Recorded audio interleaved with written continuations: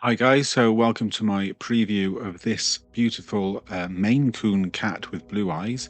It's something I did a while back and a few people asked me for a tutorial on it. So this is a preview of the tutorial I have over on my Patreon. So on my Patreon you will have a list of all the materials used, all the different colours, and also a copy of the line art which you can download and use to draw your line out, and also a copy of the reference picture, which is free for you to download and use as you will. You should also find on my website at some point there'll be a one-off download available of these tutorials if you just want to download the one tutorial. But if you go over to my Patreon, you will be able to have access to my full library of tutorials and various other bits of information, tips, tricks, and also a community where you can ask questions and get advice in a good, safe environment. You also have direct access to ask me questions, send me your artwork, and I can help you or advise you accordingly. Even if it's not this tutorial or one of my tutorials, if it's just a general piece of artwork that you're doing, I will do my best to be able to help you. So that's over on my Patreon, and you can cancel it at any time. So if you just want to join for a month and then cancel and then maybe a couple of months later join up, it's entirely up to you. So that's enough for me going on. I will let you enjoy the rest of this video, and please give me a like and subscribe if you're enjoying these videos.